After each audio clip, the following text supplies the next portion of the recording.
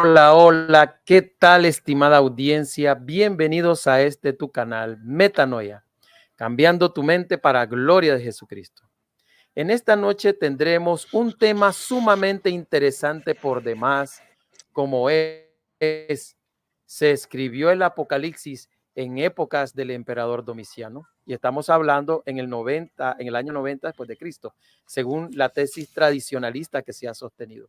Así que bienvenidos a este episodio impactante que no querrás perderte, pues tenemos el honor esta noche de contar con la presencia del pastor Rufat, quien nos revelará este fascinante análisis y estudio. La pregunta: ¿se escribió el Apocalipsis en el año 90? Así que te invito a verlo de principio a fin. No te pierdas ni un solo instante porque estará sumamente interesante. Así que empecemos.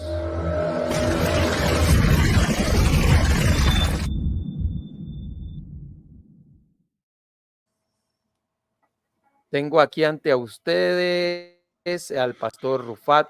Hola, pastor Rufat, saludos.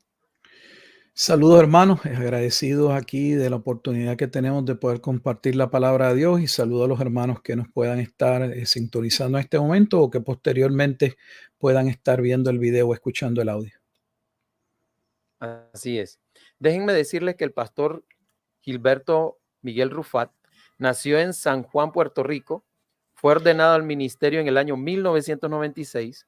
Posee un diploma del Seminario Teológico Bautista de Puerto Rico, un grado asociado del New Orleans Baptist Theology Seminary en Luisiana, un bachillerato del Luther Rice Seminary en Atlanta, Georgia, una maestría en el Southern Baptist Theology Seminary en Fort Worth, en Texas, y es graduado de doctorado en ministerio del Seminario Reformado Latinoamericano en Medellín, Colombia. Así que tenemos un gran personaje aquí para explicarnos esta temática sumamente interesante del libro de Apocalipsis.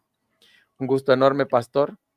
Quería iniciar con la pregunta, pues, ¿cómo llegó?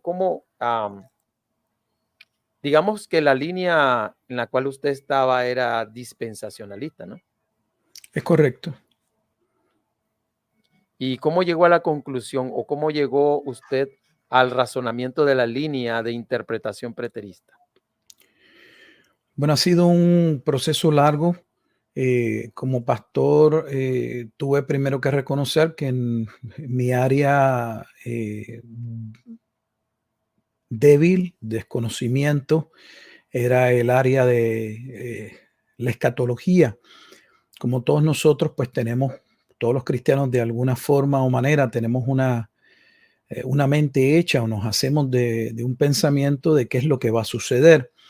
Lamentablemente, en la mayoría de los casos, si somos honestos, no es el resultado de nuestro estudio, nuestra investigación, de haber llegado a una conclusión, aunque sea preliminar, sino simple y sencillamente de lo que aprendimos, de lo que aceptamos, de lo que se enseñaba en nuestro tiempo y que tal vez era ampliamente aceptado. Gran parte de los pastores de renombre predicaban, y ese fue mi caso.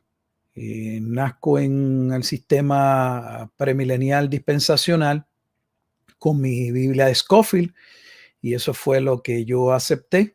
Pero la realidad es que cuando intentaba predicar el libro de Apocalipsis, por lo general tenía gran dificultad. Creo que lo más que podía llegar era el capítulo 6. Ya cuando empezaban los sellos, la realidad es que si iba a continuar, tenía que continuar haciendo uso de un comentarista que me explicara o yo diera por cierto que lo que él escribió era lo que realmente era la interpretación de lo que Juan está recibiendo, pero no tenía ninguna certeza de ello. Así que decido en mi grado doctoral tratar de convertir esa debilidad, ese talón de Aquiles, en una fortaleza. Me gusta mucho el campo de la teología, pero dentro de la teología sistemática, esa última rama, la escatología, pues no era mi fuerte. Y empiezo una serie de estudios que me van a llevar a través de los años de estudio con el seminario y el tiempo de investigación a escribir una serie de libros en escatología. Actualmente he escrito 10 libros solo en el campo de la escatología. Y uno de esos libros, pues, es mi tesis doctoral. Ok. En su tesis, entonces, pastor, su hipótesis de la tesis, usted definía el año en que posiblemente el Apocalipsis hubiera sido escrito.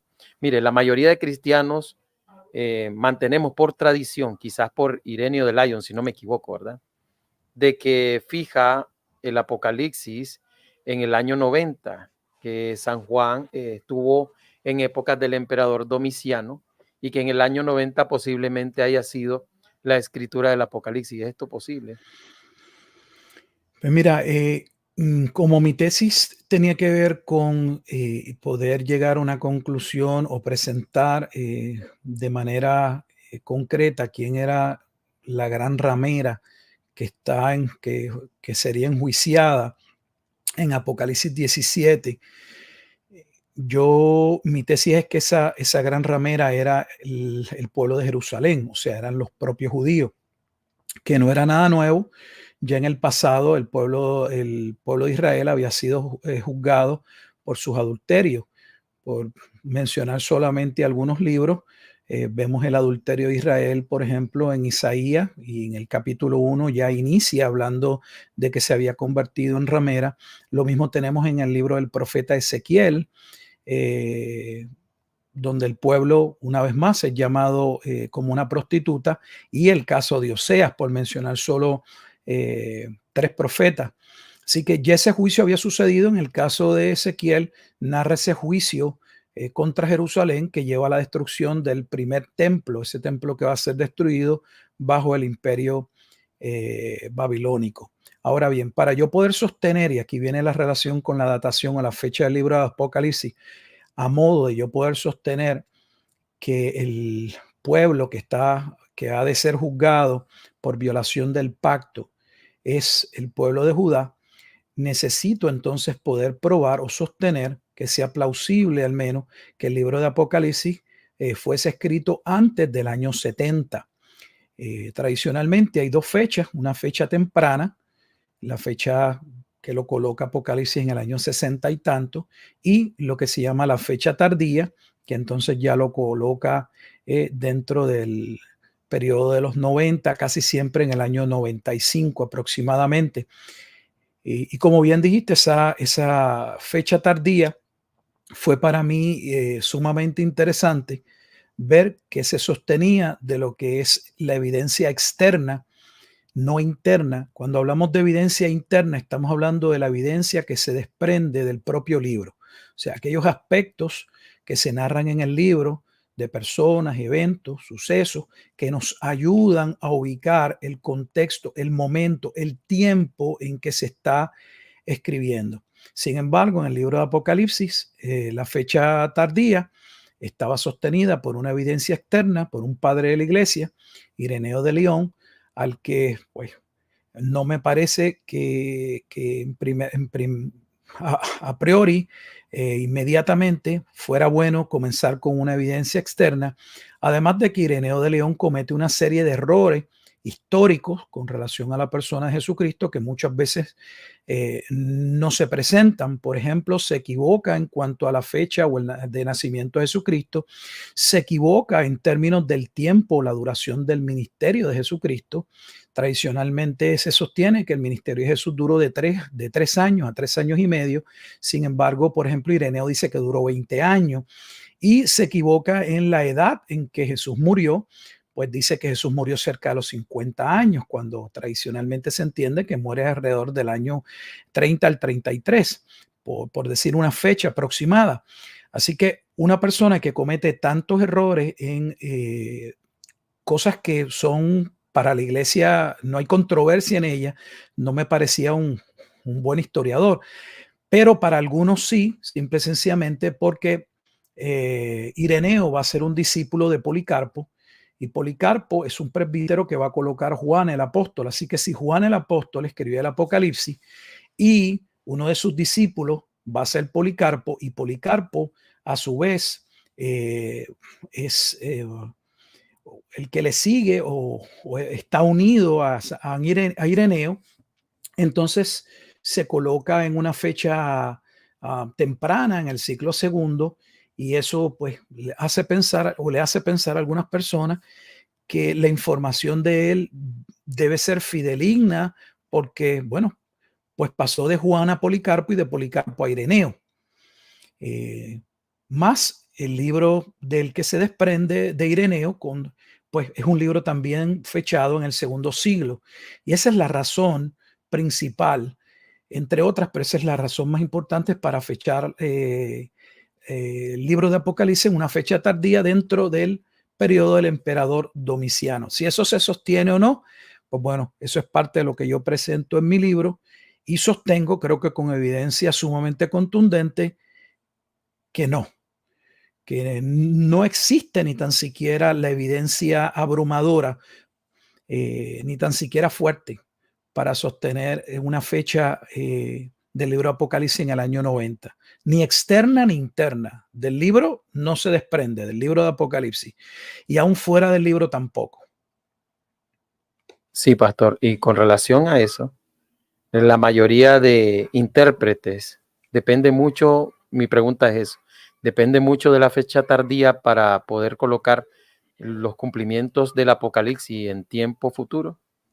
Claro, la razón principal es que si Apocalipsis se coloca en el año 60 y tanto, corresponde claramente el contexto y todo al asedio o a la guerra judeo-romana que empieza en el año 66 y termina en el año 70 con la destrucción del templo.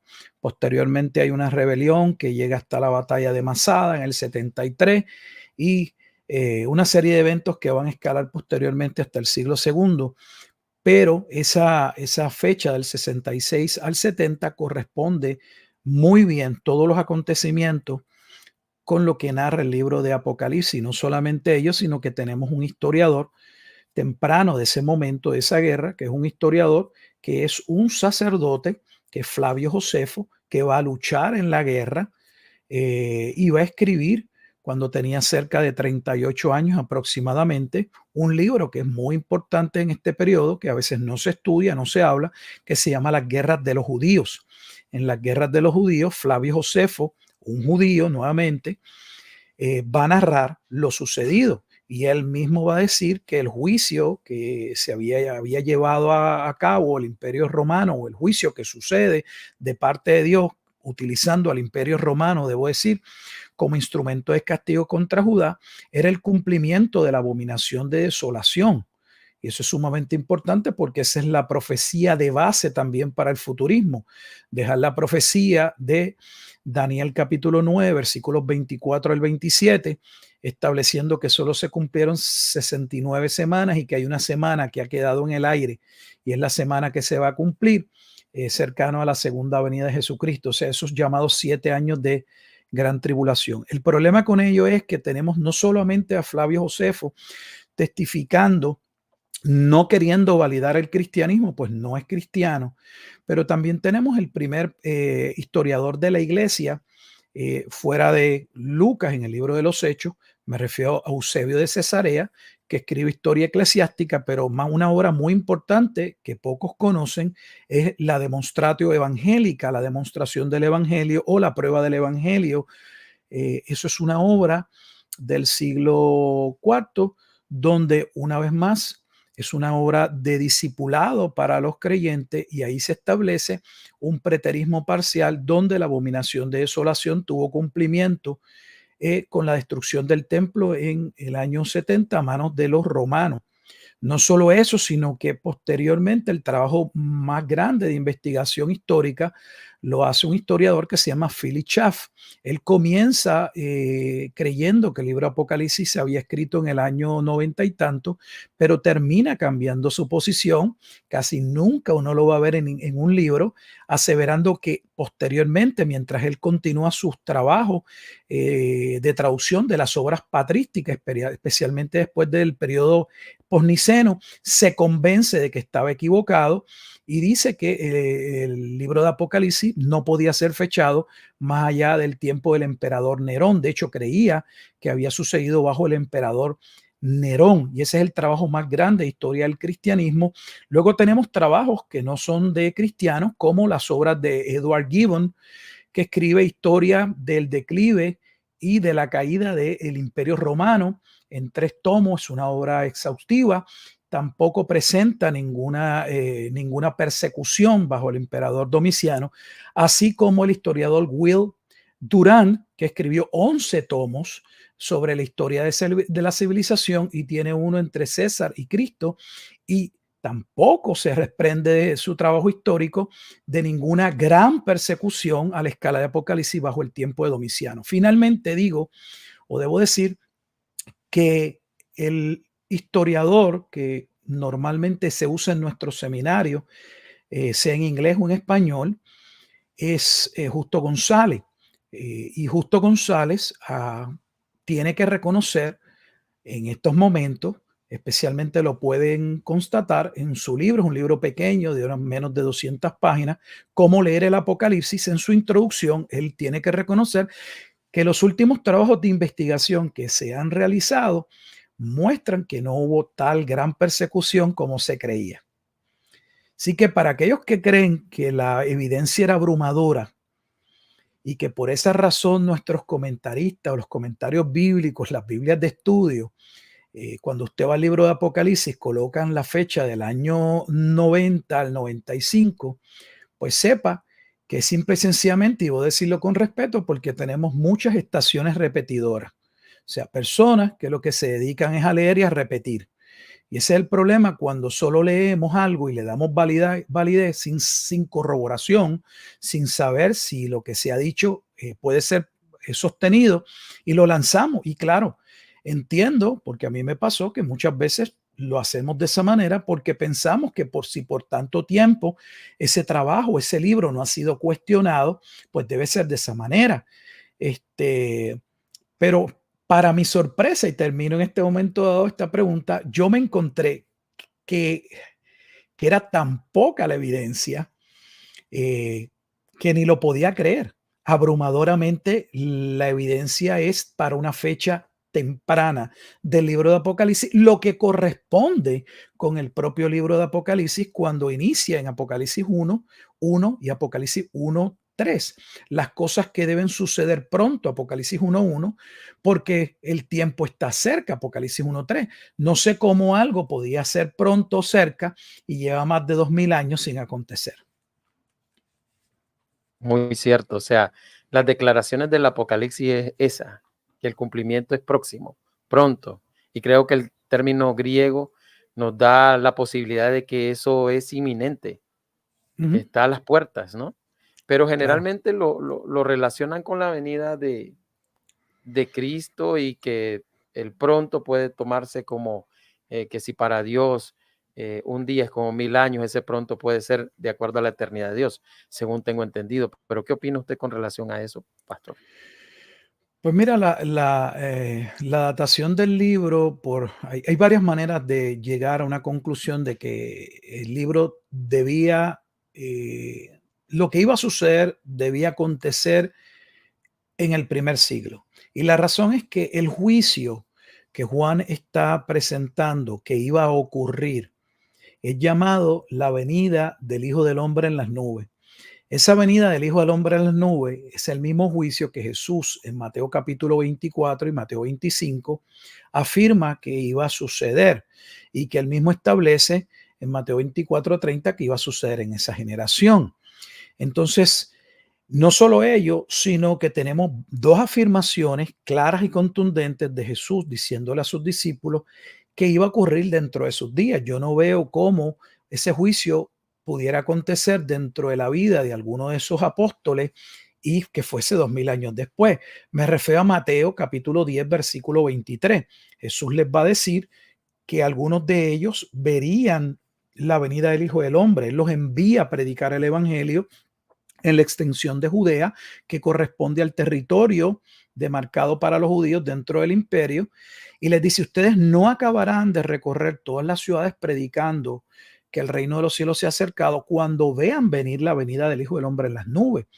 No solamente hay un claro indicador en Mateo capítulo 10, versículo 23, de que la venida del Hijo del Hombre ocurriría en los días de los apóstoles, sino que cuando Jesús en su última semana se separa a Cesarea de Filipo antes de entrar a Jerusalén para, bueno, pues ser arrestado y dar su vida en rescate por los pecados de su pueblo, la escritura dice que Jesús también le va a decir a sus discípulos al final de ese capítulo 16 que algunos de ellos no estarían dispuestos a morir por causa del evangelio, sino hasta que viesen la venida del Hijo del Hombre viniendo en retribución, viniendo en juicio. Entonces tenemos el mismo evento, la venida del Hijo del Hombre, tanto en Mateo capítulo 10 como en Mateo capítulo 16, ocurriendo durante la vida de sus apóstoles. Luego tenemos en Mateo capítulo 23, cuando Jesús le señala la hipocresía de los escribas y los fariseos. Allí también se habla sobre el juicio que vendría sobre la ciudad de Jerusalén y también se expresa qué ocurriría en aquella generación. Luego tenemos Mateo 24 diciendo qué ocurriría en aquella generación y finalmente en Mateo capítulo 26, cuando Jesús es enjuiciado por el liderato, Jesús le va a decir al sumo sacerdote y los que con él estaban que ellos verían venir al Hijo del Hombre en las nubes, que ese juicio de la venida del del Hijo del Hombre en las nubes, Jesús lo identifica en Mateo capítulo 24, versículo 15, como diciendo que eso es aquello de lo que habló el profeta Daniel. El que le entienda, o sea, Jesús mismo dice en Mateo capítulo 24, versículo 15, que aquel juicio era lo que ya Daniel había profetizado que sucedería. ¿Y cuándo sucedería ese juicio? Bueno, cuando el Mesías príncipe apareciese. En Daniel capítulo 9, el cual daría su vida, moriría y posteriormente vendría la abominación de desolación que terminaría con la destrucción del templo. Entonces, hay una serie de pasajes que claramente confirman que el evento debía suceder en el primer siglo. Nosotros como cristianos podemos hacer malabares para querer decir que Jesús no dijo lo que dijo, pero la realidad es que en el ámbito, y es importante que los líderes que puedan estar escuchando, pastores, maestros, entiendan que a nivel académico, el talón de Aquiles del cristianismo, o sea, la debilidad del cristianismo a nivel de la academia, es que Jesús afirmó que vendría y no vino. Y nosotros podemos acá decir, bueno, podemos jugar con que pues no era esa generación, era otra generación. Podemos entonces jugar con el doble cumplimiento. Podemos jugar, es que un día son 1000 años y podemos hacer muchos malabares para tratar de extenderlo y decir, no, es que no es que se equivocó, es que lo estamos interpretando mal. Eso no fue lo que quiso decir. Pero en el ámbito académico se reconoce que Jesús dijo lo que dijo. Y tenemos un gran problema si Jesús aseveró algo y no lo cumplió, porque eso ya lo pone en una posición donde sería una falsa profecía. Y si es una falsa profecía, entonces ya ni tan siquiera puede ser presentado como un profeta, pues mucho menos como el Hijo de Dios. Es un problema para la iglesia.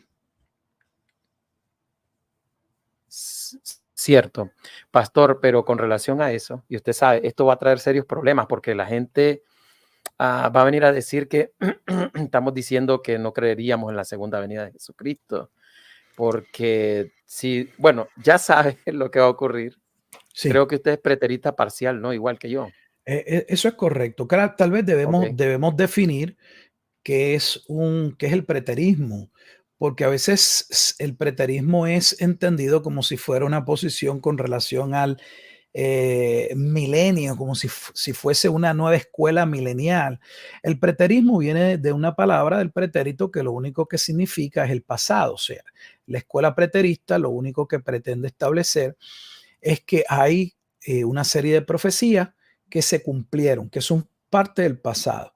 Dentro del preterismo hay dos escuelas básicas, el preterismo completo o total, entre otros nombres, y la escuela moderada o parcial, que entiende que parte de la profecía se cumplió. Debo decir para aquellos que quieran investigar que los padres de la iglesia, como Eusebio de Cesarea, eran preteristas parciales.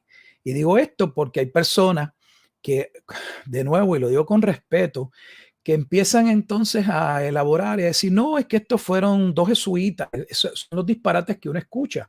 Y tengo que decir que son disparates con respeto, porque cualquier persona que pueda buscar, y yo les invito a hacerlo, y lo digo públicamente, si alguien cree que me puede refutar, yo le invito a hacerlo. Me gustaría verlo.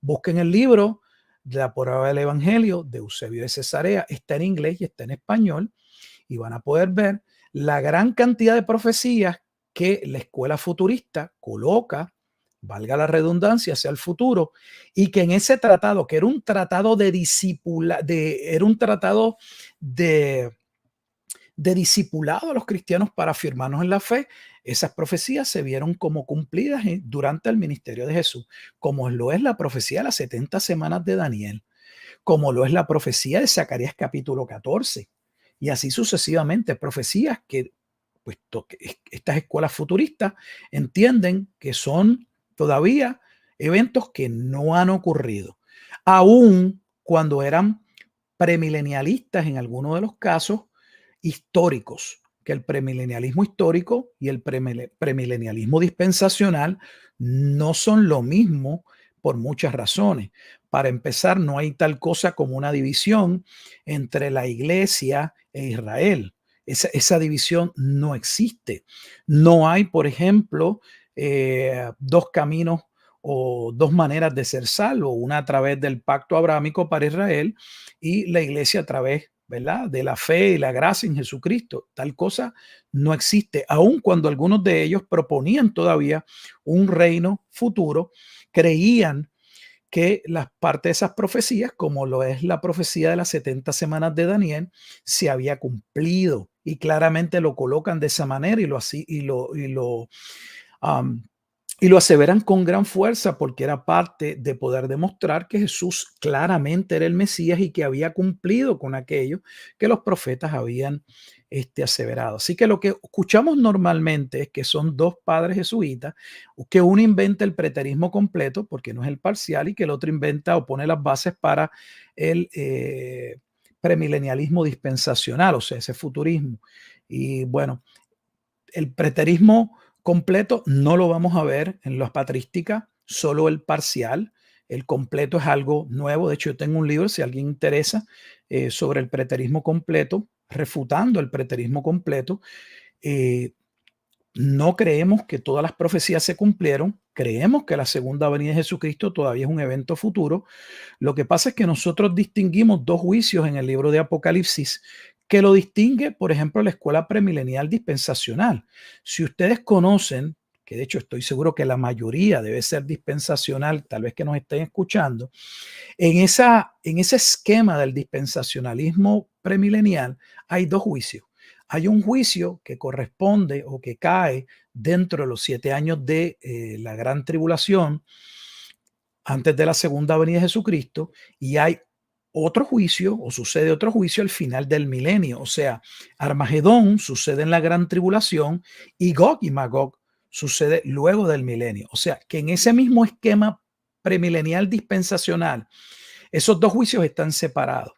Nosotros entendemos que esos dos juicios están separados, solo que el de Armagedón, que el futurismo lo coloca dentro de la gran tribulación, 7 años o 3 años y medio antes de la segunda venida de Jesucristo, nosotros vemos que ese evento es el que ocurre bajo la guerra judeo-romana y que tiene cumplimiento en el primer siglo, en el año 70. Eso es lo único que estamos diciendo que se cumplió. O sea que las palabras de Jesús de que el templo sería destruido y que no quedaría piedra sobre piedra, ciertamente se cumplió como él lo afirmó.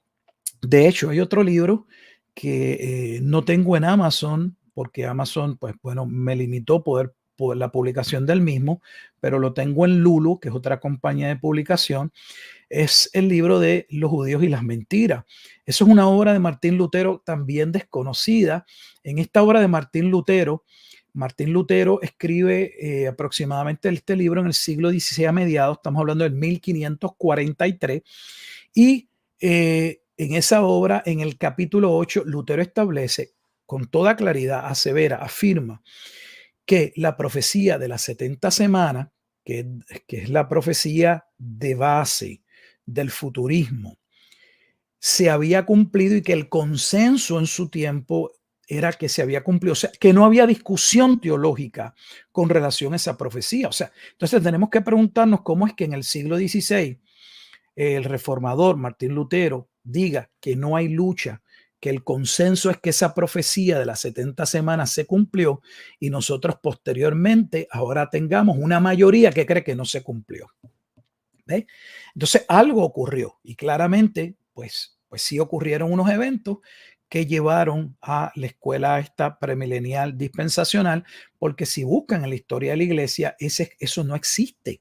De hecho, cuando se me pregunta o me han preguntado cómo avanzar o cómo no tener que leer tanto y saber más o menos qué era lo que creía la iglesia, pues podemos avanzar un poco, al menos desde el tiempo de la Reforma, leyendo las confesiones. Esos trabajos que se hicieron a través de diferentes denominaciones para establecer las doctrinas básicas en momentos determinados donde había confusión, donde habían herejías y así sucesivamente, y va a ver que no aparece, o sea, no hay nada parecido, no existe nada parecido a la escuela premilenial dispensacional. Por eso es que algunos la van a colocar a principios del siglo XIX con John Nelson Darwin y siendo entonces sistematizada o popularizada con la Biblia de Scofield a principios del siglo XX en el 1909. Esto tiene una historia mucho más atrás que eso es lo que se dice. Realmente empieza en Inglaterra. La primera Biblia anotada no es la Biblia de Scofield, como generalmente se afirma. La primera Biblia anotada surge en el siglo XVI, 1560, y es la Biblia de Ginebra. Y es la Biblia de Ginebra la que coloca una nota, un comentario en Romanos capítulo 11, versículos 25 al 27, de que Dios no había terminado todavía su trato con Israel, que Dios lo había endurecido en parte, pero que Israel posteriormente sería salvo, lo que vuelve a colocar entonces a Israel dentro de la profecía futura y los acontecimientos que pues estaban por suceder. Que la iglesia no creía de esa manera, o sea, ya Israel había pasado, su rol había finalizado y Dios estaba trabajando a través de su iglesia para llevar el mensaje del evangelio a las naciones hasta el evento de la segunda venida de Jesucristo. Ok, pastor. Hay dos aspectos por mencionar. Sería que la Sí. venida a la que se refería Jesús del Hijo del Hombre mencionada en Daniel no sería la venida del Hijo del Hombre en las nubes hacia el anciano de días. Sí, es que es lo mismo, es que en Daniel, los 3 capítulos básicos de Daniel son Daniel 2, 7 y 9. En Daniel 2, Jesucristo es la roca de la que va a impactar la estatua de la imagen que ve Nabucodonosor y que se va a establecer un reino. También Jesucristo en el capítulo 7, versículos 13 específicamente, es el Hijo del Hombre que sube y se sienta al anciano de día, que claramente Pedro establece que es el cumplimiento del Salmo 110, el salmo mesiánico más importante utilizado en el Nuevo Testamento.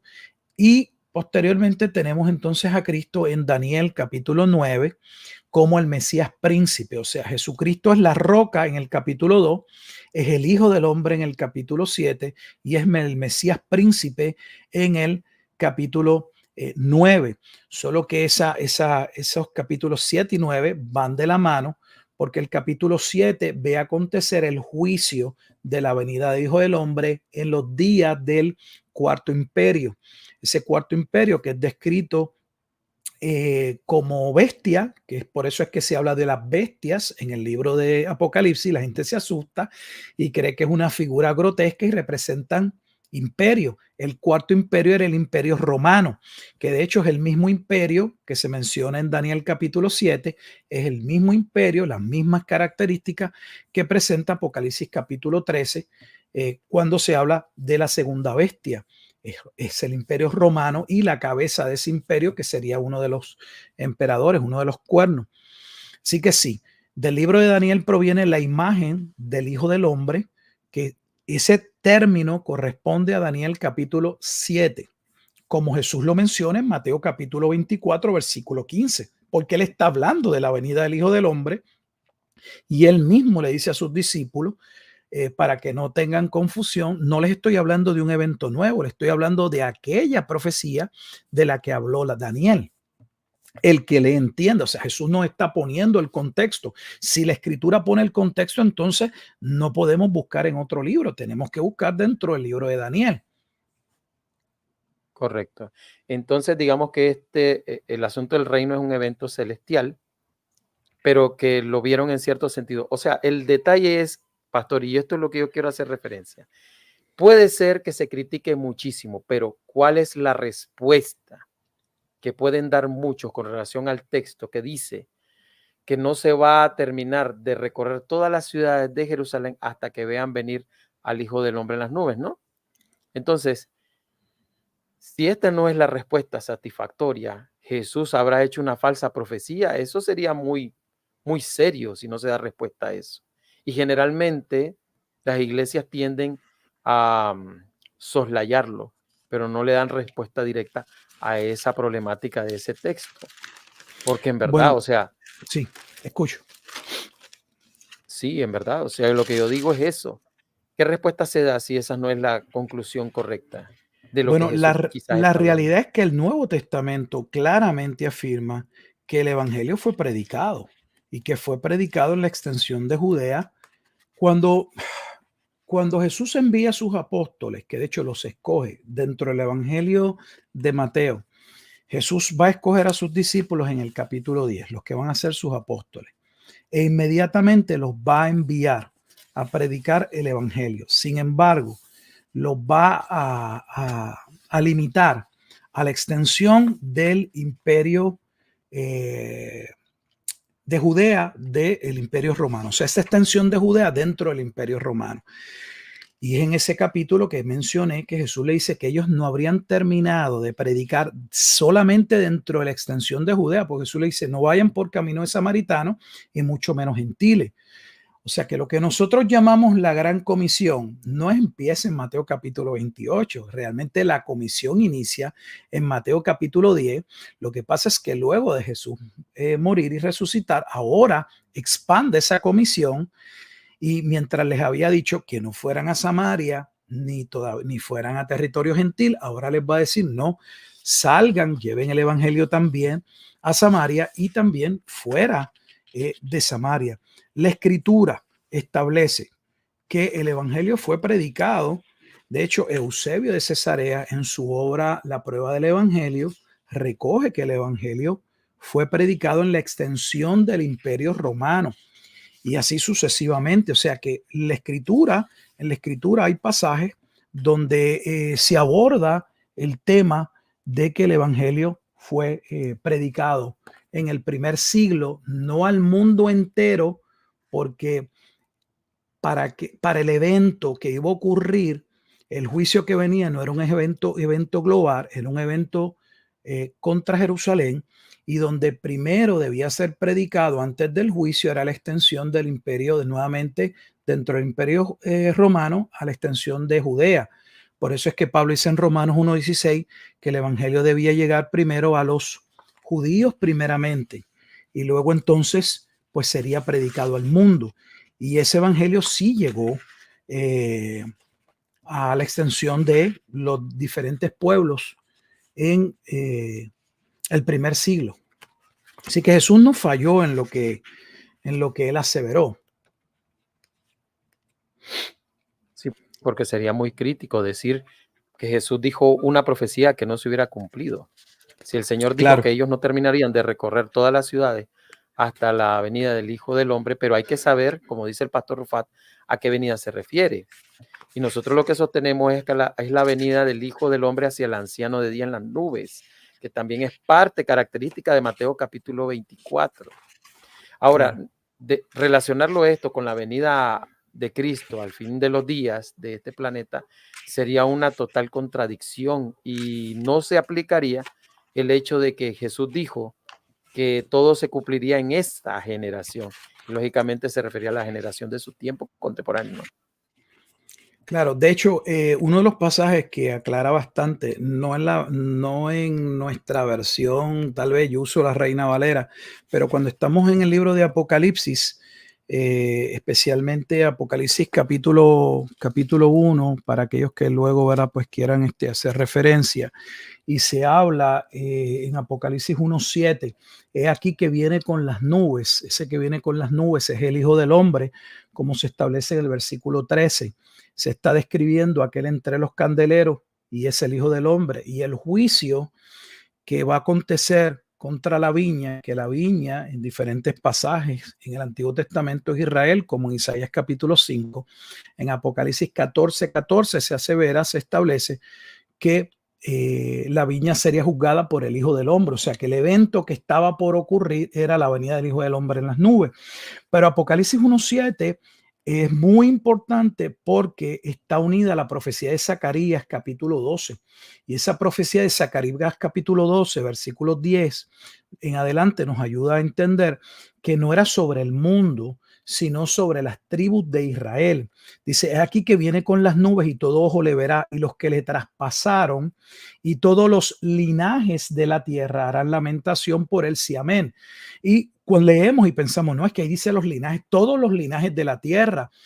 Y entonces, pues ahí lo dice, pastor, ¿cómo es que usted va a decir? Sin embargo, cuando vemos el pasaje de referencia de Apocalipsis capítulo 1, versículo 7, que ya he dicho que se encuentra en Zacarías, y vemos lo concerniente a ese momento, claramente se establece, y voy a leerlo para ustedes, que no era el mundo, el juicio que iba a venir era sobre las tribus de Israel.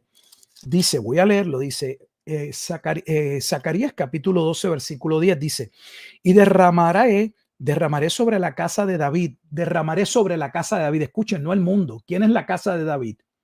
El pueblo de Israel, el pueblo judío, y derramaré sobre la casa de David y sobre los moradores de Jerusalén espíritu de gracia y de oración, y mirarán a mí a quien traspasaron, y llorarán como se llora como hijo unigénito, afligiéndose por él, como quien se aflige, debo decir, por el primogénito. En aquel día, escuche bien, habrá gran llanto en Jerusalén.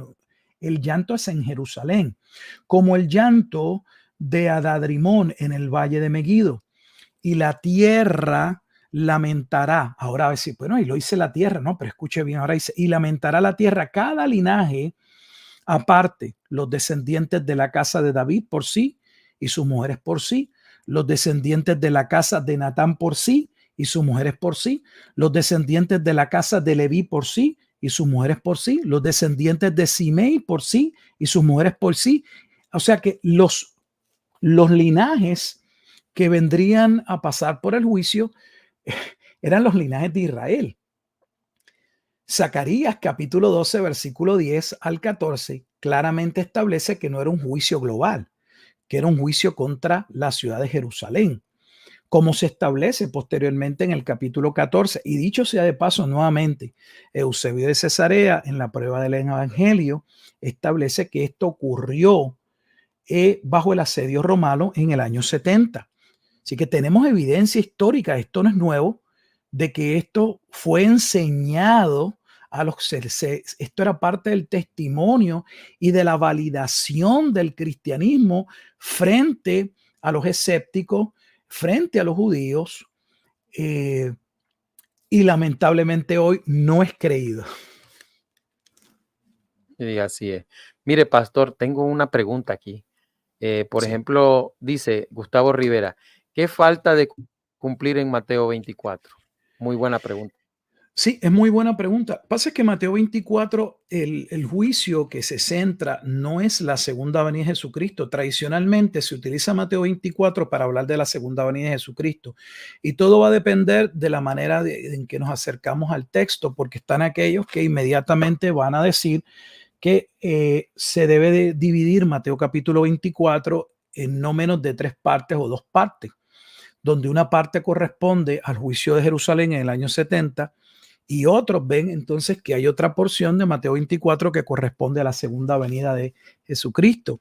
Yo no veo dónde está la justificación para hacer tal división, me parece que es una división que nosotros queremos imponerle al texto, porque del capítulo 24 al capítulo 25 continúa hablando del mismo tema. O sea, el capítulo 24, luego de la supuesta división que inicia generalmente posterior a esa generación que vería ocurrir lo sucedido, continúa hablando del mismo evento. Por ejemplo, en el versículo 37 habla de la venida del Hijo del Hombre, Mateo 24, 39 habla de la venida del Hijo del Hombre, Mateo 24, 44 continúa hablando de la venida del Hijo del Hombre.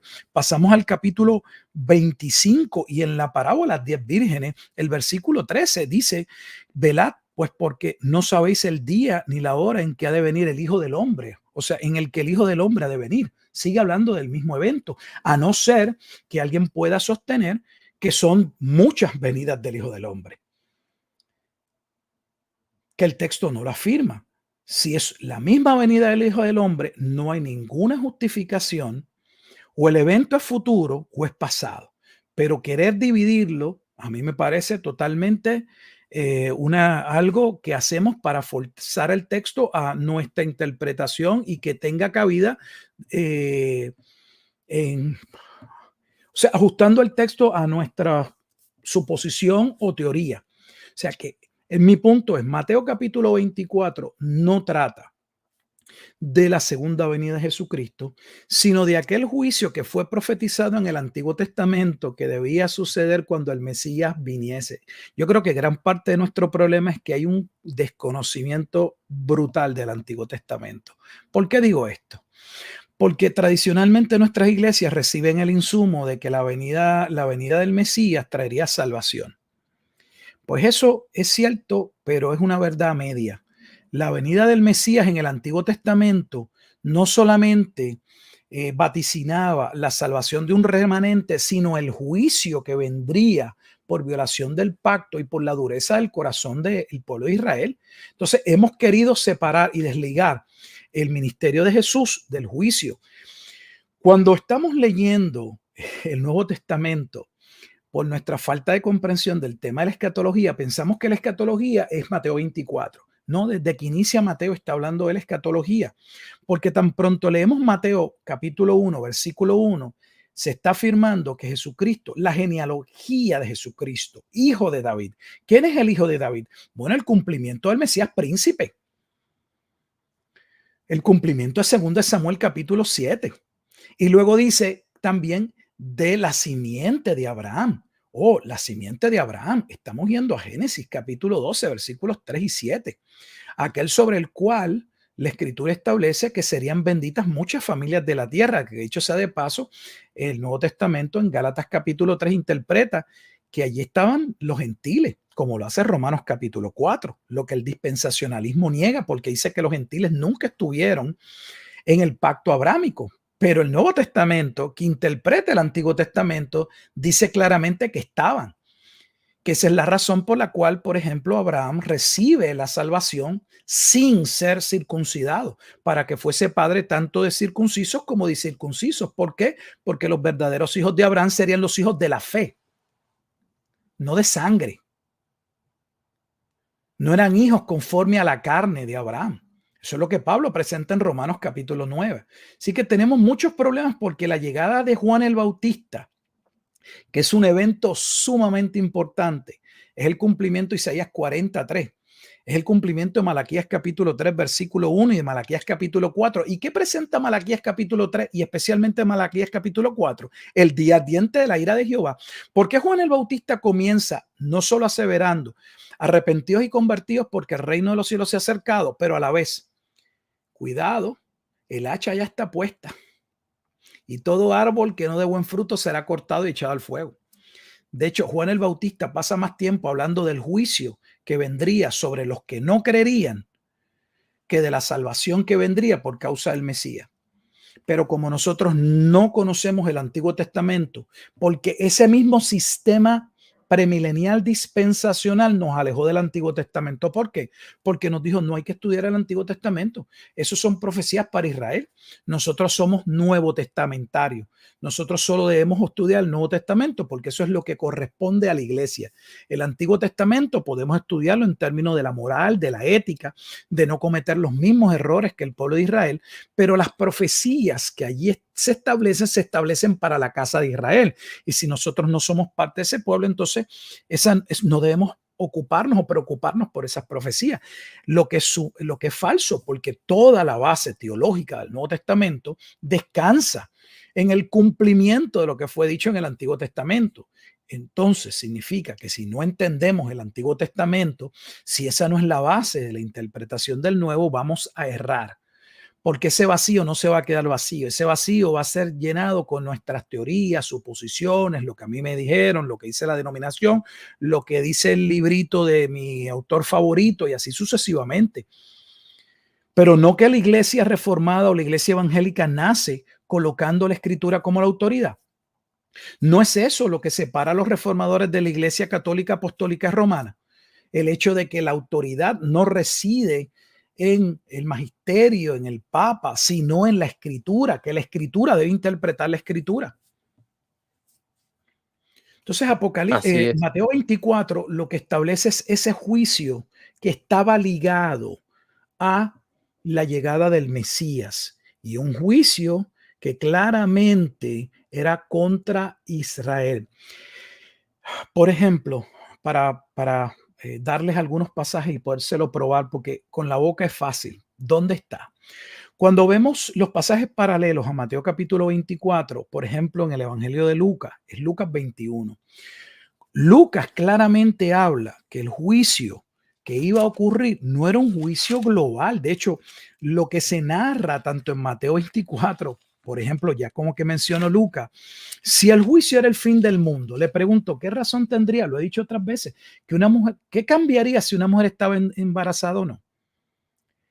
¿Qué cambiaba si era invierno o verano? Pues si es el fin del mundo, esto se va a acabar. ¿Para qué Jesús le va a decir que huyan de Judea? Pues si el fin del mundo no se puede huir, es el fin del mundo. O sea, del fin del mundo nadie puede escapar. Pero Jesús no está describiendo el fin del mundo. Por ejemplo, en Lucas capítulo 21, versículo 20 dice, pero cuando viereis a Jerusalén, mira a quién iban a ver, no el mundo, a Jerusalén, rodeada de ejércitos. Sabes entonces que su destrucción ha llegado. No es la destrucción del mundo, la destrucción de Jerusalén. Y dicho sea de paso, este juicio le fue revelado.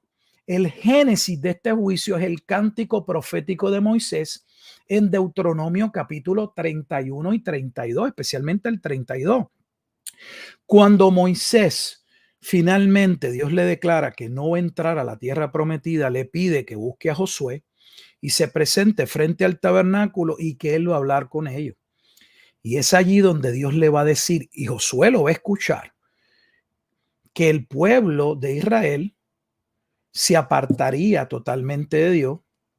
Dios vendría contra ellos con gran enojo y casi los destruiría. Y el juicio que iba a ocurrir sucedería en los postreros días. Los mismos postreros días que el Nuevo Testamento dice que se estaba viviendo. O sea, ahora llevamos 2000 años de postreros días. Ahora los postreros días han durado más que el milenio. Porque llevamos 2000 años, según algunos, de postreros días. Ese juicio de base empieza en el cántico profético de Moisés en Deuteronomio capítulo 31 al 32. Y el juicio era contra la ciudad de Jerusalén. Era el día de retribución. Ese día de retribución, que es el día de venganza, está ligado a Oseas capítulo 9, versículo 7. Cualquier Biblia, no tiene que ser de estudio, va a ver que hay una referencia a Oseas capítulo 9, versículo 7. Oseas capítulo 9 habla del juicio que vendría sobre la ciudad de Israel. ¿Y por qué precisamente sobre el pueblo de Israel? Por su adulterio. Deuteronomio también hace exactamente lo mismo en el capítulo 32. De hecho, voy a leer brevemente el pasaje. En el capítulo 32, versículo 35, dice, mía es la venganza y la retribución. Lucas dice, estos son días de retribución. A su tiempo su pie resbalará. ¿El pie de quién resbalará? Dice el versículo, porque el día de su aflicción está cercano y lo que está preparado se apresura, porque Jehová juzgará a su pueblo. Porque Jehová juzgará a su pueblo. Deuteronomio 32, 36. El juicio no era el juicio del fin del mundo, era el juicio contra la ciudad de Jerusalén. ¿Y por qué? Porque ese pueblo estaba en pacto con Dios, estaba bajo el pacto mosaico. Y el pacto mosaico demandaba bendiciones o maldiciones sobre la desobediencia o obediencia al pacto. Eso se establece en Levítico capítulo 26 como en Deuteronomio específicamente capítulo 28. No puede haber una transición del viejo pacto al nuevo pacto sin que las maldiciones y los juicios por violación del pacto cayeran sobre el pueblo en pacto. Y el único pueblo bajo pacto en el tiempo en que se escribe son los judíos. Roma no está bajo pacto. De hecho, el libro de Apocalipsis habla claramente, pero no entendemos. Voy a dar otro detalle. ¿Por qué hay 21 juicios según algunos? Que no son 21 juicios. Realmente es un increciendo, es un aumento en los juicios. ¿Por qué? Porque empieza con 7 sellos y del séptimo sello vienen las 7 trompetas y de la séptima trompeta vienen las 7 copas. ¿Por qué 7, 7 y 7? Algunos dicen es que es gematría, es que no es gematría, no tiene nada que ver cabalístico, esotérico, místico, judío. Es que así se establece en Levítico capítulo 26, cuando Dios le habla al pueblo, le dice, ustedes son una nación, un pueblo de sacerdotes, porque yo soy un Dios santo. Así que cuando yo los llame a arrepentimiento y ustedes no se arrepientan, yo voy a traer 7 veces más. O sea, yo voy a aumentar mis juicios que ya les declaré. Y si los llamo nuevamente a arrepentimiento y ustedes no se arrepienten, yo voy a aumentar mis juicios 7 veces más. Y si no se arrepienten, voy a hacerlo 7 veces más. Ese lenguaje de 7, 7, 7, en un creciendo, en aumento, en intensidad, viene de Levítico capítulo 26, que dicho sea de paso, el libro de Apocalipsis establece en 2 capítulos separados que aún con todos los juicios que Juan ve y va describiendo que van a suceder, el pueblo no se arrepentía. No se arrepentía. Continuaban maldiciendo y adorando a sus dioses paganos, lo que claramente confirma el lenguaje de Levítico capítulo 26. Ustedes son una nación de sacerdotes y cuando ustedes pequen y yo levante voz profética y los llame a arrepentimiento y ustedes no se arrepientan, yo voy a traer 7 veces más con intensidad los juicios que ya he declarado. Y si no se arrepienten, voy entonces a calentar el horno de fuego y lo voy 7 veces más. Ese lenguaje, todo lo que está sucediendo en Apocalipsis, claramente establece que el juicio es contra la ciudad de Jerusalén. Punto. Así es, pastor. Mire, quisiera presentarle esto porque generalmente hay muchas preguntas, pero no hay muchas respuestas de parte de los hermanos que hacen las preguntas.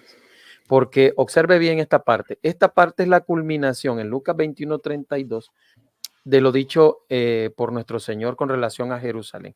La pregunta se le hace a Jesús: ¿cuándo será el fin de estas cosas? ¿Qué señal habrá de tu venida, de la destrucción de todo lo demás?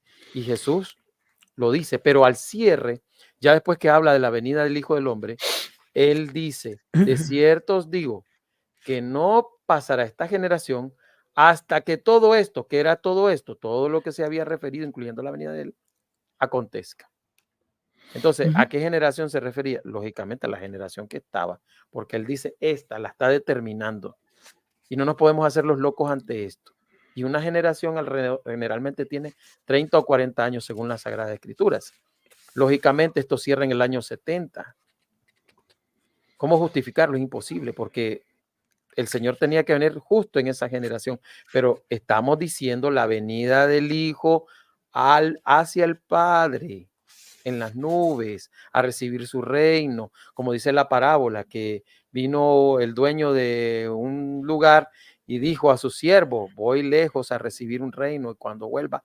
Entonces no debemos de confundir las venidas. Esa venida es hacia el Padre en el cielo, y la otra venida, estamos hablando ya de la otra venida cuando venga en su reino. Son dos etapas diferentes del mismo reino, ¿no? Sí, Pero con relación a esto, pastor, me hacen una pregunta. Sí, escucho. Uh-huh. Escucho. Ok, fíjese que tengo una pregunta acá, con relación al Apocalipsis, pues, ya hablamos acerca de la persecución de Domiciano, que no hay una evidencia sustancial para decir que realmente hubo una persecución feroz en la época de Domiciano como para que Juan, el del Apocalipsis, el discípulo amado, estuviera sometido en la isla de Patmos durante una persecución por causa de la palabra de Dios y el testimonio de él, ¿verdad? Entonces, ¿qué evidencias históricas hay que demuestran a través de la patrística, primero, de que el libro de Apocalipsis no haya sido escrito en el año 70? Mira, la mayor evidencia de que el Apocalipsis fue escrito bajo el emperador Nerón en el primer siglo no es la patrística. Yo traigo los aspectos de los padres de la iglesia simple y sencillamente para mostrar que cuando hablamos del preterismo no es un invento de unos sacerdotes en el siglo XV o XVI, que eso es falso, que podemos ir más atrás, o sea, podemos ir a los primeros siglos y encontrar evidencia de profecías teniendo cumplimiento en labios de los padres de la iglesia que nosotros colocamos en nuestros días como futura. Yo creo, como empecé, que la evidencia, la datación de un libro debe provenir del libro. Uno fecha, si uno va a un tribunal, la evidencia más importante no es la prueba secundaria, no son los testigos oculares, los que presenciaron, los que vieron el accidente, los que, si hay alguien que estuvo en la escena del crimen. Esa es la evidencia más importante. Entonces, la evidencia de que el libro presenta claramente que debía suceder, en primer lugar, es que ya lo hemos presentado, el juicio que se está presentando, que iba a ocurrir, era la venida del Hijo del Hombre en las nubes. Y Jesús ya había dicho que ocurriría en aquella generación. Por eso es que Juan lo que está diciendo es aquello que Jesús dijo, ya va a ocurrir. En segundo lugar, por ejemplo, las propias iglesias, cuando vemos las iglesias, están luchando con los movimientos judíos. Eso no pudo haber pasado en el año 95 por una sencilla razón. Porque después de la destrucción del templo, ese judaísmo del primer siglo que persiguió a la iglesia, ese judaísmo que enviaba a Pablo con cartas a apresar a los cristianos cae, porque ya no contaba con el apoyo romano. Ese apoyo romano finaliza cuando el pueblo judío entra en guerra con Roma. O sea, que el contexto de las iglesias donde hay una alta influencia judía dentro de las iglesias no puede ser colocado en el año 90. Esa influencia existió, pero existió hasta aproximadamente los 60 y tantos. Luego ya de hecho, con la destrucción del templo, se acabó la relación judía-romana. Dicho sea de paso, tan devastador fue que posteriormente los judíos van a seguir luchando y van a llevar una segunda guerra, la rebelión de Bar Kokhba, que se da a principios del siglo II, que va a llevar al imperio en el año 134 a expulsar a los judíos de Roma. Y ese es el año, segundo siglo, en el que se cambia el nombre de Judea a Palestina, por eso se llama Palestina. Se cambia en el principio del segundo siglo.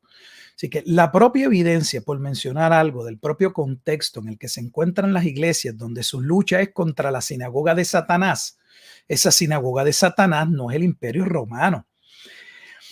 Es que son muchas las cosas que hay que corregir.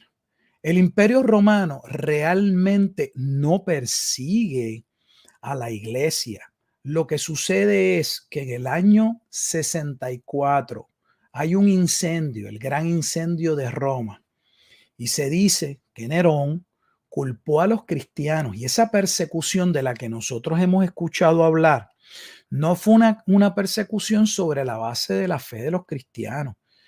Ese tiempo que fue antes de la rebelión, de hecho son básicamente casi 3 años antes del juicio, empieza el incendio de Roma, empieza en el año 64 y comienza una persecución hasta el año 66, y en el año 66 va a cambiar la atención de Roma porque escala un evento en Cesarea de Filipo, que es el que va a ir en aumento hasta la rebelión o la guerra judeo-romana.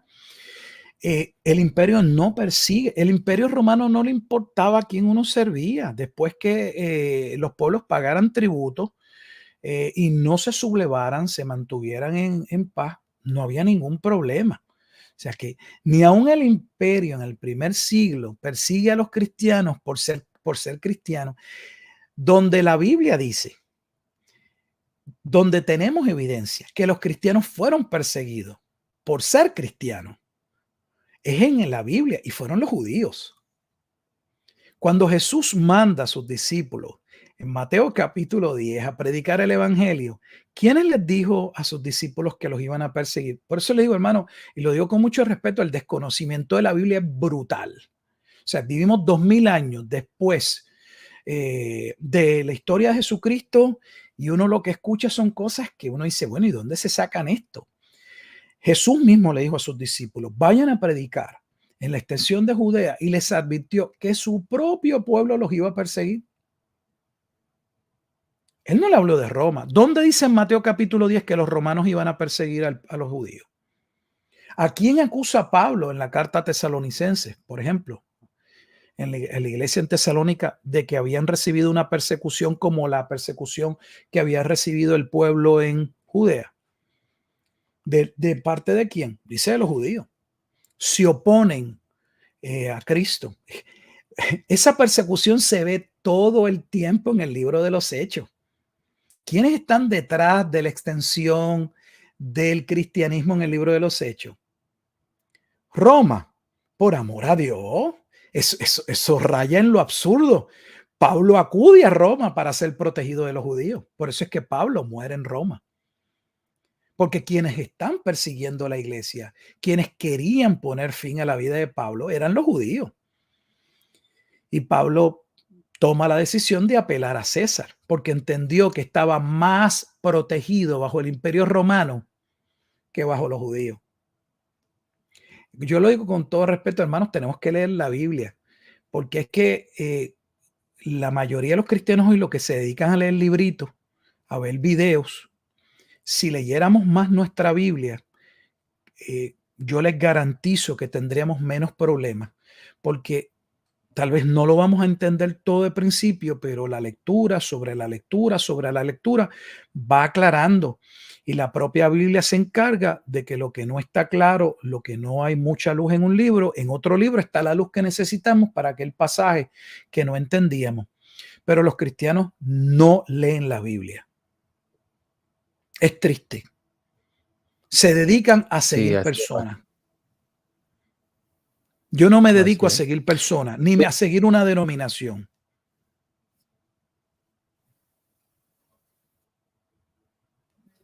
Así es.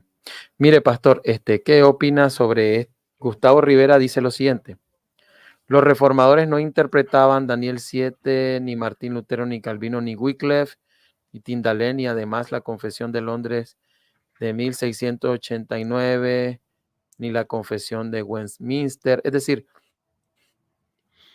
que ellos interpretaban, que dice que supuestamente el cuerno pequeño o el anticristo era el papado, y que estas confesiones lo indican, que los reformadores de la Edad Media interpretaban, de la Reforma Protestante interpretaban que era el papado, no era ni Nerón, me imagino, ¿Y ni qué nada eso de eso de lo prueba? que estamos hablando. ¿Qué prueba eso? Nada. Eso lo único que prueba es que en un momento histórico gran parte de los reformadores, eso era lo que creían. En ese tiempo, la escatología no era no era una doctrina que se estuviese atendiendo. De hecho, esa es otra de las ignorancias que muestra el cristianismo de hoy. Déjeme ponerle un ejemplo y voy a la Reforma. ¿Por qué razón en la historia de los padres de la iglesia hay diferentes temas que no se cubren en los primeros años? Porque no eran controversiales. Básicamente, los primeros 500 años de la iglesia se nos va en discusiones sobre la persona de Jesucristo. Jesucristo Dios, es hombre, hay dos naturalezas, dos personas en una naturaleza, o cómo entendemos esa parte. O sea, que tenemos hasta el concilio allá de Calcedonia discutiendo el tema de quién es Jesucristo. Los padres de la iglesia y las primeras discusiones no cubrieron todos los aspectos de la doctrina. Eso significa que si no los cubrieron, no fueran los otros temas que no cubrieron importantes. No, lo mismo sucede dentro de la Reforma Protestante. Los problemas o las quejas principales de los reformadores con relación a la iglesia tenían que ver con la autoridad, con la justificación, por la fe y así sucesivamente. No era un tema de estudio profundo la escatología. Ellos creían dentro de su visión historicista, porque hay que entender bajo los lentes de ellos que interpretaban el libro de Apocalipsis bajo un lente histórico, donde entendían que lo que Juan recibió fue una historia del desarrollo de la iglesia hasta la segunda venida de Jesucristo, y ellos creían estar viviendo ese momento donde quien los estaba persiguiendo era la Iglesia Católica Apostólica Romana. Entonces la iglesia debía ser entonces esa gran ramera y ese cuerno pequeño debía ser el Papa. ¿Eso prueba algo? No, no prueba nada, porque nuestra doctrina debe salir principalmente de la Escritura, no de los reformadores. O sea, punto. El hecho, nuestra iglesia enseñamos la confesión de fe de 1689. ¿Yo tengo que adoptar todo lo que dice la confesión de fe y creerlo punto a punto? No. Es un Sí, es lo que instrumento no de entiendo. trabajo. O sea, a veces yo no entiendo el cristianismo. Somos a veces tan hipócritas, tengo que decirlo de esa manera, que criticamos la Iglesia Católica Apostólica y Romana y no la estoy defendiendo porque ellos solo siguen los padres de la iglesia o las bulas o las encíclicas. O sea, es la iglesia la que determina lo que debemos creer y nosotros caemos en el mismo error. O sea, decimos que la Biblia es la que interpreta la Biblia y que toda doctrina debe ser sostenida principalmente de la Biblia, pero por ejemplo, aquí estamos probando que hay razones bíblicas para interpretarla de una manera. Entonces, el cuestionamiento es, sí, pero los reformadores no lo enseñaron. Entonces, los reformadores son la autoridad. Por amor a Dios. Miren, por ejemplo, le voy a dar un dato de por qué puedo estar todo el día y toda la noche hablando con usted. ¿Por qué razón tendría Juan, inspirado por el Espíritu Santo, para en Apocalipsis capítulo 13 y Apocalipsis 17 decirle a los hermanos, a los destinatarios de la carta, los que le iban a recibir en el primer siglo, que con sabiduría podían saber quién era la bestia? ¿Cómo ellos podían saber quién era la bestia si la bestia iba a venir 2000 años después? Pero le dijo que tenía un valor numérico y que ese valor numérico correspondía a un personaje en su tiempo. No solamente eso se establece en Apocalipsis 13:8, sino que en Apocalipsis capítulo 17, cuando se está hablando de la bestia y de los cuernos, dice que 5 han caído y uno es. Y ese que es era el que estaba llevando a cabo, el que iba a llevar a cabo la persecución, el que iniciaría la persecución. Entonces, él les está hablando de que el cuerno estaba vivo en sus días. Entonces, ¿cómo puede estar vivo en sus días pero ser 2000 años después? Por amor a Dios. Lo que corresponde también con la historia, porque tanto Flavio Josefo coloca a Nerón como el sexto. 5 han caído, el sexto emperador del Imperio Romano es Nerón. Y dice, el que viene después dura muy poco, y es Galba. Luego viene la era de los, básicamente, 4 emperadores, que se va a quedar como emperador posteriormente Vespasiano, que es un general que no viene de línea real, porque pasa Galba, Otón y Vitelio. Eh, Históricamente, todo hay un cumplimiento exacto. Pero no podemos ver ese cumplimiento exacto porque, bueno, tenemos que ver lo que debe ser en un futuro. No estamos negando nuevamente a que hay una segunda venida de Jesucristo. Esa segunda venida de Jesucristo en el libro de Apocalipsis sucede luego del periodo milenial. Apocalipsis 1 al 19, si lo quiere ver para hacer una división rápida, finaliza con la batalla de Armagedón. La batalla de Armagedón termina Dios lanzando al falso profeta y a la bestia al lago de fuego y Satanás siendo encarcelado por un periodo de 1000 años. Inicia Apocalipsis capítulo 20 con el encarcelamiento de Satanás en el capítulo 20 por un periodo de 1000 años. Cuando luego de ese periodo es suelto, dice que lleva nuevamente su última hazaña, va a engañar a las naciones y las indispone contra la ciudad amada. Y es en ese momento en que la escritura dice, sale del fuego, fuego del cielo, y Dios defiende a la ciudad humana, que es la iglesia. Ese es el pasaje de base que se utiliza para hablar de la segunda venida de Jesucristo. No está sino hasta Apocalipsis capítulo 20. O sea que Gog y Magog sucede luego del milenio y Armagedón sucede antes del milenio. ¿Cómo puede ser el mismo evento? O sea, ¿cómo puede Dios estar destruyendo una ciudad y llamarle prostituta y luego defender la misma ciudad y llamarle su esposa? ¿Cómo puede suceder un evento 1000 años antes del milenio y luego suceder el mismo evento 1000 años después del milenio? ¿O es que la batalla duró 1000 años o 2000 años? De hecho, ni tan siquiera los personajes que participan en la primera batalla de Armagedón participan en la segunda, porque claramente se establece que al final de la batalla de Armagedón, nuevamente pueden leerlo en sus Biblias, Apocalipsis capítulo 19, el falso profeta y la bestia son lanzados al lago de fuego. Por lo tanto, no participan en Gog y Magog. O sea, hay una serie de distinciones entre esas dos batallas. Lo que nosotros estamos diciendo, simple y sencillamente, nuestra tesis es que el libro de Apocalipsis trata de la venida del Hijo del Hombre en las nubes, que era el juicio que debía suceder contra el pueblo de Israel por la violación del pacto. Es el mismo juicio que Dios le profetizó, por ejemplo, a Isaías en el capítulo 6. Está por todos lados. Cuando Dios llama a Isaías, Isaías responde, heme aquí. ¿Qué es inmediatamente lo que Dios le dice a Isaías? Que de hecho es uno de los pasajes ampliamente usados en el Nuevo Testamento para hablar de la ceguera o del endurecimiento de Israel, que el pueblo no iba a querer escuchar el evangelio porque tenían un corazón engrosado. Tienen ojos para ver, pero no ven. Tienen oídos para escuchar y no escuchan. Tienen una voluntad, pero no van a responder. ¿Y qué dijo Dios que iba a suceder? Juicio. El propio Isaías responde y le dice, Señor, ¿pero hasta cuándo? Y él dice, bueno, hasta que sus ciudades sean devastadas y destruidas. Ese no es el mismo profeta que en Isaías capítulo 53, que se supone que lo leemos una vez al año, por lo menos en las iglesias, para hablar en Semana Santa de la muerte y resurrección de Cristo. ¿Cómo inicia Isaías 53? 1.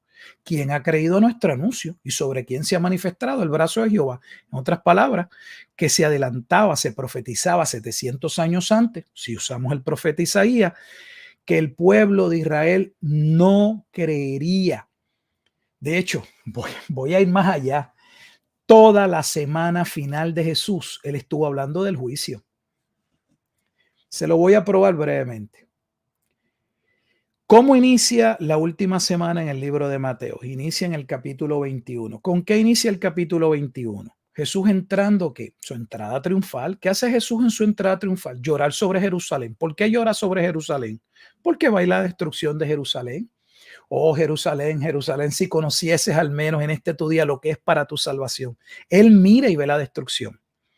Ese no es el capítulo que termina con la parábola de los labradores malvados. ¿De qué trata la parábola de los labradores malvados? Si no es de aquellos labradores que se adueñaron de la viña. la viña que le pertenece a Dios, la viña que finalmente el dueño de la viña envía a su hijo y esperaba que lo respetaran, pero lo mataron. Esa no es la parábola que dice que Dios vendría en ira sobre aquella generación que mataron a su hijo. Cambiamos al capítulo 22. ¿Cómo inicia el capítulo 22 de Mateo? No inicia con la parábola fiestas de boda. ¿De qué trata la fiesta de boda? Bueno, el anuncio del nuevo pacto. El nuevo pacto era una celebración marital. El pueblo entraría en una relación de pacto marital con Dios. ¿Y qué sucede? Bueno, ese pacto marital fue anunciado, pero cuando ya se va a cumplir y llega el hijo del dueño, del padre de familia que ha preparado la boda, comienzan a excusarse.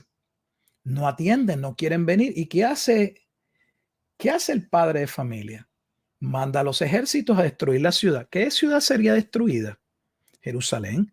¿De qué trata Mateo capítulo 23? Puede ir capítulo por capítulo, los 7 ayes, sobre los escribas y los fariseos. ¿Y cómo finaliza el capítulo 23 de Mateo? Con la destrucción del templo. ¿Y cómo inicia Mateo capítulo 24 y 25? Con la destrucción del templo. O sea, con todo respeto, hermano, lean sus Biblias. Yo no soy autoridad ni pretendo decirle a ustedes porque ¿de qué razón tendría yo de venir aquí a decirles que no hagan lo mismo que luego espero que ellos hagan, que me sigan a mí? No sigan a ningún hombre, vayan a las escrituras. Miren a ver si las escrituras realmente no hablaban de que había un evento que debía suceder en el primer siglo. Yo acabo de decir que Jesús de hecho Jesús habló más en su última semana sobre el juicio que vendría sobre Jerusalén que de su propia resurrección. Miren lo que estoy diciendo. Pero como lo único que nos dedicamos a leer los libros de otros, pues lo único que hemos visto cuando hablamos de la última semana es que Jesús claramente le anunció a sus discípulos que era necesario que él fuera arrestado, muriese y resucitase. Y si ese evento es sumamente importante, sin ese evento no hay cristianismo.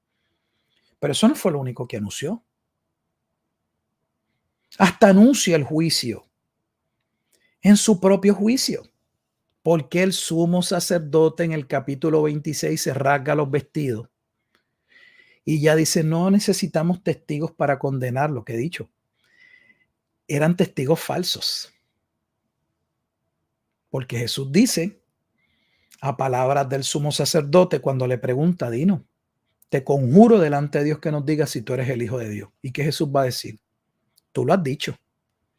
Y desde ahora verás al Hijo del Hombre viniendo en las nubes. El sumo sacerdote sabe que Jesús estaba hablando de Daniel y que la figura de Daniel hablaba del Mesías. Y por eso dice, ya él, o sea, con lo que acaba de afirmar, se condenó. Por eso lo condena a muerte. Sin embargo, eso que el sumo sacerdote y los que allí estaban no creyeron, es exactamente lo que el primer mártir de la iglesia en Hechos capítulo 7, Esteban, asevera antes de morir. ¿Cuáles son las últimas palabras de Esteban? Mira al cielo y ve al Hijo del Hombre a la derecha del Padre. Esteban estaba anunciando no solo que Jesucristo había resucitado, que se encontraba a la diestra del Padre reinando, sino que vendría en juicio. Pero ¿por qué no lo podemos ver? No lo podemos ver porque es imposible verlo si no estudiamos las Escrituras. Si algo pues yo podría decirle a su audiencia es, no hagan lo que yo hice por años siendo pastor. Depender de comentarios bíblicos, de estar siguiendo personas. Podemos leer los libros que están en la parte de atrás. Bueno, parte de mi biblioteca yo leo, estudio, seguro que sí. Pero hace mucho tiempo paré de leer tanto y me dedico más a leer mi Biblia. Y puedo confesarles que ha sido mis mejores momentos en mi ministerio son estos. Cuando paso más tiempo leyendo mi Biblia. Amén. Amén. Es que debemos de concentrarnos en eso, ¿no? O sea, ¿por qué vamos a citar a seres humanos imperfectos si ninguno es infalible? Se supone que somos protestantes y tenemos que usar la Biblia, no Mire, hermano, el problema con esto es es sencillo. Si yo saco un padre de la iglesia, alguien va a sacar otro padre de la iglesia. Entonces vamos a estar, yo cito un padre y otro cito a padre. Entonces no vamos a terminar. De hecho, los padres de la iglesia se contradicen. Unos creen de una manera y otros creen de otra, porque no hay tal cosa como una secuencia en todo y que todos estuviesen en una línea, en un mismo pensar, donde debemos hallar coherencia, correspondencia, donde no vamos a encontrar contradicciones en la escritura. Entonces, ahí es donde como creyentes debemos buscar el consenso, ahí es donde debemos buscar la verdad. Es en la Biblia donde nos ponemos que poner de acuerdo. ¿Ve? Y por eso es tan importante las escrituras. Los padres de la iglesia, vuelvo y le digo, yo los utilizo como prueba corroborativa histórica de si algo se afirmó, por ejemplo, contra los que atacan y dicen, no, esto es nuevo. Eso se empezó, esos fueron unos padres jesuitas. No, no es nuevo, porque ese preterismo está presente en los padres de la iglesia. ¿Ve? Pero yo no estoy usando a los padres de la iglesia para decir que porque ellos lo afirmaron tiene que ser correcto. Eusebio podía tener una mala interpretación de la escritura. ¿Ve? Solo lo estoy trayendo para poder mostrar que históricamente tenemos instrumentos para poder ver si algo se creía o no se creía. Si le queremos dar credibilidad o no, esos son otros 20 pesos, decimos en nuestro país. Pero nuestra fe debe partir de las escrituras. Y tanto que hablamos que debe partir de las escrituras, pero esos mismos que hablan que debe partir de la escritura, cuando hablan, no demuestran que lo que sale de la escritura. Usted me está haciendo una entrevista y yo le puedo demostrar que mi fe no viene de libros. Yo puedo citar libros. Aquí yo no he venido a citar a nadie. He mencionado algunos, simple y sencilla, como prueba corroborativa, histórica. ¿Por qué creo? Porque lo dice, porque me puede ir a Mateo, puede ir a Daniel, puede ir a Apocalipsis. Cito la escritura. Nuestra doctrina tiene que venir de la escritura. Y eso es lo que está ausente en muchos púlpitos y ministerios. Necesitamos regresar a la Biblia. Así es. Entonces, la prueba fundamental para determinar si realmente Apocalipsis fue escrito en la era de Domiciano no es la patrística, sino la prueba interna del mismo libro que indica la inminencia de lo que iba a cumplirse. Propiamente el mismo libro es que parte. Creo que es la mejor forma de dar respuesta a eso, porque creo que toda forma de probar con las escrituras es con la misma Biblia. Lo demás, como dijo el pastor Rufat, con sabiduría, es que solamente se toma para corroborar aspectos históricos, no porque creamos que esos libros o las confesiones de fe de los reformadores o la patrística sean autoridad por encima de la Biblia, sino la Biblia misma. Y parte de eso, el hecho de que podamos razonar y pensar bien, no una fe ciega, sino una fe objetiva y razonada. De hecho, si alguien quiere Pastor, no sé luego ver cómo. parte de la evidencia, mi tesis está publicada en Amazon. Tengo un libro, un comentario Apocalipsis. La prueba es abrumadora, solo mírenlo. Si quieren ver y lo que les gusta es prueba de los padres de la iglesia, prueba de historiadores, yo creo que no por hablar, ¿verdad?, de mi trabajo, porque la realidad es que ese trabajo debe ser realmente valorado por otros si tiene algún peso para bien, pero yo creo que el trabajo de presentar la prueba que yo pude encontrar y de leer y de estudiar está ahí. Mírenla, está ahí, vayan a mi trabajo y si de verdad les interesa el tema, estúdienlo y de hecho, pues si entienden que está mal, pues yo con gusto me dejan saber y si hay algo que puedan probar que esté equivocado, yo con gusto lo leo y si está mal, yo me retracto. Pero porque el consenso, la mayoría crea que es de una manera, yo no he hecho un pie atrás si creo que la Biblia enseña lo que enseña. Nuevamente, los Sí, así reformadores es. colocaron la Biblia en el tope de todo. Y luego tenemos personas que hablan de los reformadores, pero colocan la Biblia debajo de los reformadores. Eso es una contradicción.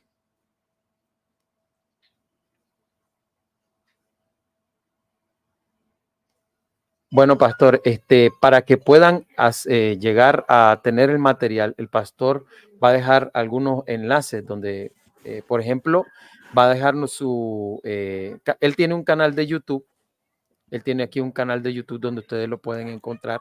¿Cuáles son los datos, pastor, para su canal, para que lo puedan encontrar ahí? O si gusta, yo puedo dejar el enlace en la caja de descripción. Usted me lo hace llegar por el WhatsApp para presentarlo, hermano, y Muy para bien. que puedan obtener ese material, porque lo he leído y es sumamente importante, hermanos. Debemos estudiar nuestras Sagradas Escrituras y debemos profundizar más en estas cosas para ir abriendo nuestra mente, ¿verdad? Yo pienso, hermano, para terminar, porque sé que mucha gente podría estar impactados con algunas declaraciones, pero ah, yo creo que todo cristiano honesto, y en mi caso como pastor, que nos paramos detrás del púlpito a enseñar o a predicar, no quisiéramos estar diciendo algo que es incorrecto, porque las personas que nos escuchan entienden que hemos orado, que hemos hecho un proceso serio de haber estudiado para pararnos con nuestras capacidades, dones que hemos recibido y de acuerdo a la escritura, y trazar un mensaje fiel, recto. Eh, si hay algo que no hemos estudiado, dejemos el orgullo, la arrogancia, la prepotencia, la altivez, el no dar nuestro brazo a torcer. Yo le garantizo que si usted me está escuchando y usted es honesto, que me está escuchando, usted sabe que la mayoría de los aspectos que usted hoy con tanta vehemencia dice que usted cree, usted no los ha estudiado. Usted simple y sencillamente repite lo que usted escuchó, lo que usted le dio credibilidad, lo que usted simple y sencillamente pues quiere creer. Eso no es un trabajo serio. Y no sea que se encuentre como yo, luego pidiendo perdón y teniendo que pararme frente al púlpito y decirle a una congregación que yo me equivoqué. Y doy gracias a Dios que me dé la valentía de poder reconocer que me equivoqué, porque los pastores somos discípulos, no somos obra acabada. Algunas iglesias creen o algunos feligreses creen que los pastores se lo saben todo. Eso es mentira. Aquí nadie se lo sabe todo. Aquí estamos en un proceso de crecimiento y la realidad es que nuestra teología, nuestros conceptos se van desarrollando, se van puliendo mientras vamos estudiando la escritura y se deben conformar a la escritura. Entonces, si no sabemos algo, pues vamos a darnos el tiempo de estudiarlo. Entonces, no seamos categóricos. Podemos decirle a nuestra congregación, mire hermano, yo realmente este tema no lo he estudiado. Esto es lo que creo, esto es lo que me han dicho, esto es lo que hasta ahora pienso. Denme la oportunidad, lo voy a estudiar y posteriormente hablamos. Yo creo que eso es honesto. Como cuando uno le hacen una pregunta y al momento uno no tiene la respuesta, ¿cuál es el problema en poder decirle a esa persona, sabes qué? Me parece que tu pregunta es oportuna, es buena.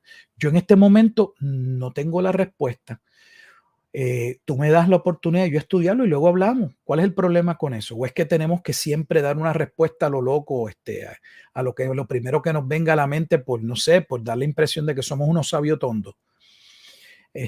Lo digo con mucho respeto, porque yo puedo hablar, porque yo cometí el error y trato de no cometerlo. Entonces, lo que le estamos diciendo es, se lo decimos por su bien. Hagamos el mejor ejercicio y seamos muy cuidadosos de lo que hablamos como palabra de Dios. Pues no es lo mismo errar porque todavía no entendemos algo a errar o estar diciendo disparate, medias verdades o mentiras, porque somos unos irresponsables y no estudiamos y lo que hacemos es coger un comentario bíblico y copiar de otro autor y luego pararnos en el púlpito a hablar y luego ni tan siquiera darle crédito a ese autor, lo que es plagio. Y eso lo hacen no pocos, lo hacen muchos. Así que tómeselo con calma, pero tómeselo, haga su trabajo y de nuevo, ¿Qué le cuesta revisar sus creencias? Finalizo siempre es para bien. ¿Por qué? Porque si usted no había hecho el trabajo y usted creía algo, y aunque usted no hizo el trabajo, mire lo que creyó está bien, pues ahora cree, pero cree con convicciones. Ahora cree y tiene la base para poder decirle a otro por qué es de esa manera y no es de otra. Pero por otra parte, si al estudiar el tema usted se percata, llega a la conclusión de que está errado, también es para bien. Porque un verdadero creyente no quiere vivir en una mentira, no quiere proclamar una mentira, no quiere ser partícipe de algo que no es correcto. Amén. Rectificamos. O sea, el ejercicio siempre es para bien. Lo que pasa es que requiere humildad. Sí, así Bendiciones, es. hermano. Muchas gracias, Pastor Rufat, por su tiempo. Le agradecemos muchísimo. Estaremos al tanto del material y vamos a dejar en la caja de descripciones el Muy canal bien, del hermano para que puedan ir y puedan suscribirse y hacerle las preguntas directamente a él. muy bien. Recuerden darle like, compartir este vídeo para que llegue a más personas y puedan las personas pues beneficiarse de este conocimiento. No se olviden de darle like y recuerden, solo el que puede cuestionar puede pensar. Nos vemos en la próxima. Chao, chao. Bendiciones.